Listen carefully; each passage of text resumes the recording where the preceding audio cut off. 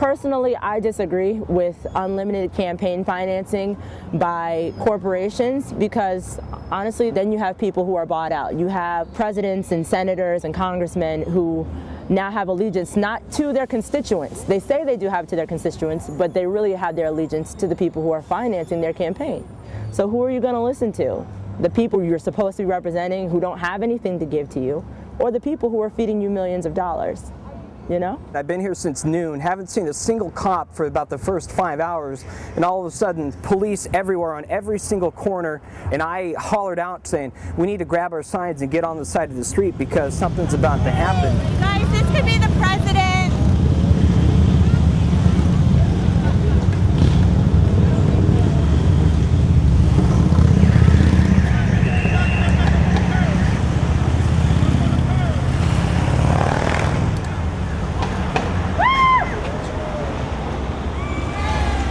I saw President Barack Obama drive by. I was holding a sign that said, corporations are not people. I do a lot of talking about politics with my parents, with my family, and we basically generally pretty much all agree that the corporations are running away with all the power and they're like a runaway train. And they're just like, they're influencing way too much in government. The politicians are listening because they want to fund their campaigns, they want to get reelected. I think it's sad that our system today focuses so much on campaign contributions to the point that politicians become more concerned about becoming reelected, getting those campaign contributions, than actually doing what's the right thing. They're more concerned with monetary support and not popular support, and I think that's an issue. You know, we need jobs in this country, progress in our economy, folks want to stay in their homes.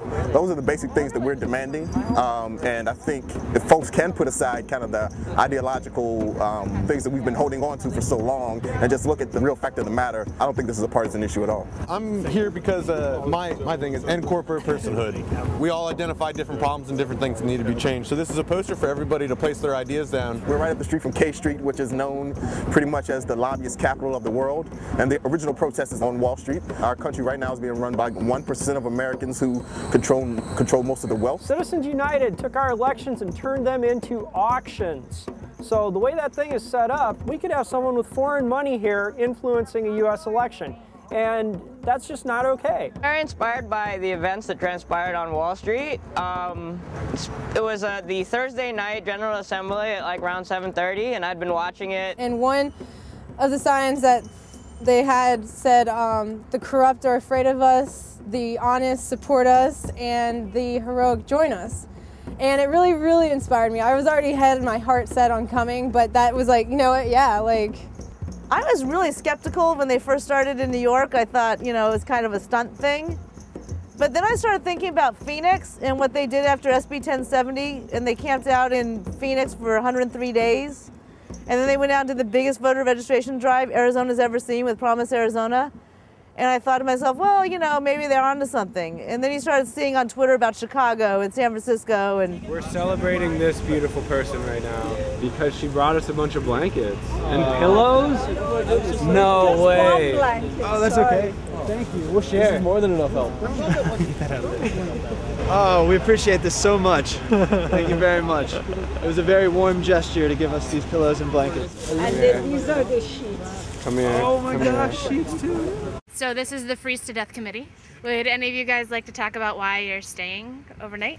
We all have to pay taxes every year, but a lot of corporations get a free pass, and they don't pay taxes, and then they get refunds afterwards. You guys don't know what you're missing out here. It is so warm and so comfortable and just awesome. But also mainly I was inspired by what I saw on Wall Street earlier this week when I was up there, and like actually sleeping here outside is kind of part of what the occupation is all about to me, and it's saying like, hey, we're here and we're gonna stay here until you guys start to listen to us.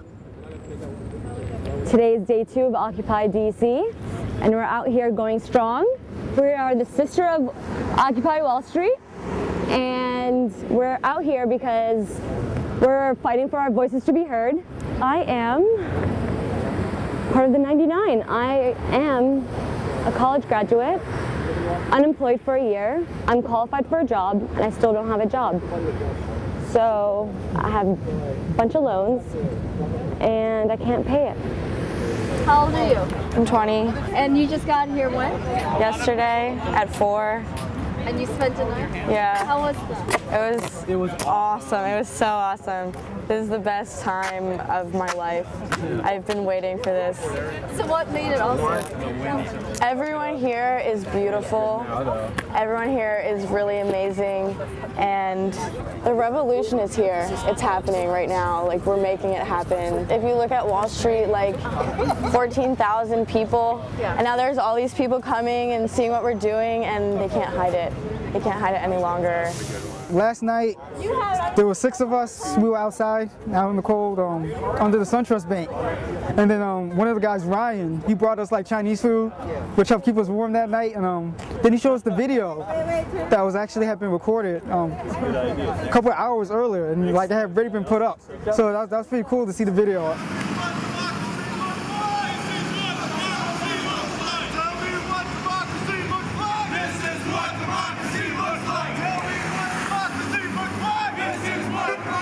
I personally believe that with patience and peacefulness, we can achieve our goal of unbuying Congress, of remove. If we get enough people involved, we can get our country back. I hate to take the Tea Party saying, but I mean it in the sense for everybody, for the Tea Party, for extreme liberals, for moderates, for everyone, the rich and the poor. You know, we want our country back. We started off today with $22.93. So far, we have raised $144.93, and that's just through our grassroots efforts. So everybody, please applaud yourselves for giving to yourself. A good way to get videos and images out is to post them on Flickr, on YouTube, and also on Twitter. And what we're doing is we're grabbing everything that has the tag Occupy DC. If anybody else knows any other organizations or even anyone at the Capital Area Food Bank who can deliver food on a regular basis, whether it's once a week or once every couple of days, get in contact with them, tell them to bring the food here. Watch these movements. Listen to us. Listen to what we're asking for about the end of corporate personhood, more jobs, more education. Regardless of whatever the Tea Party is saying, regardless of the news about what they want, that's not the national voice. Even if they're on TV more often? Even if they're on TV more often. I'm standing outside in 44-degree weather to just say that I am upset with what's going on in my nation, whether it be financially with the corporations or with politics. Just being here is a statement. If we get more numbers here, like the Congress will notice, and so will the news medias. They'll notice, okay, well, oh, well, they're upset.